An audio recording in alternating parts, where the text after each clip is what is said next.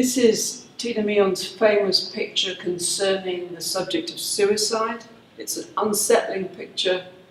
It has contradictory notes of being deeply sombre at the same time as a strange feeling of celebration, kind of the resilience of the human spirit, even in purgatory.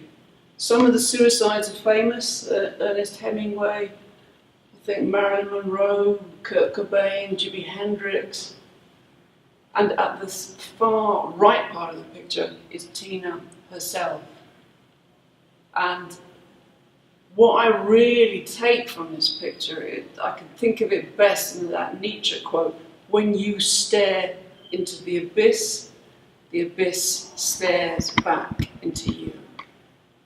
This is one of Tina Mion's very famous pieces of spoonware with famous American women on it. It's part of her spectacular Death Spoon series, and it's a wonderful wry, but also, infused with a sense of regret and bitterness, because the women that she's celebrating are women that have been hung, imprisoned, marginalised, and blamed. Above all, blame for me is the theme of this picture.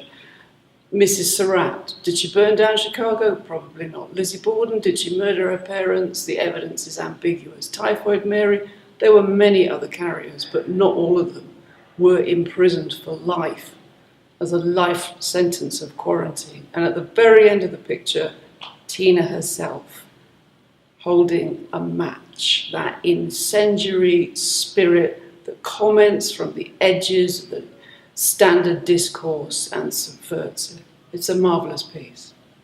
This is Florence Harding, part of Tina's First Ladies series, with the important thematic link of the playing card that runs throughout it. I mean, it's again a marvellous comment on how women often lurk in the shadows of history, only to emerge when scandal taints their name. There was some ambiguity about the death of Florence's husband, the then President Warren Harding, and she was believed to have poisoned him. No proof either way, but I think this picture perfectly sums up what it's like to be found guilty but never tried. For me, this is one of the most moving pieces in this gallery. It's called Pinata. It's an intensely autobiographical, revelatory picture. It's hung in the Smithsonian, and yet, despite its very autobiographical nature, its themes really are universal, and I feel a great sense of identification with it. Something in there for me about the construction of femininity, the way the pinata or Tina is subject to the brutality of the blows, to reveal its contents, and everything that we are falls out. And yet somehow we try and maintain that clown face, that facade of who we are meant to be. But I think there's a great redemptive power in this picture as well, because despite the brutality of life as a pinata, the pinata remains beautiful. The fall of the objects that make up the pinata is a graceful and dignified process. Maybe that's the best we can hope for, to maintain our dignity, our grace, despite the suffering of life on this planet and who we are. And the final touch that absolutely brings tears to my eyes when I look at this picture is the beautiful golden amber light that bathes it. And for me, what that says is that the real redemption is the power of love. And love is what animates everything that we do, our creativity, our bodies, how we live, how we die. If there's love in it, it's bearable.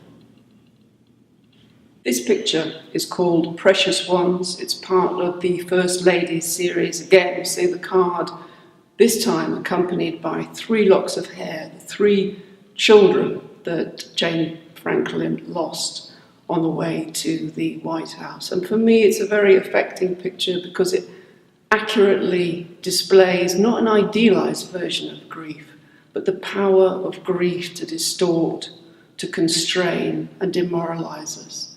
And it also says something about the nature of power.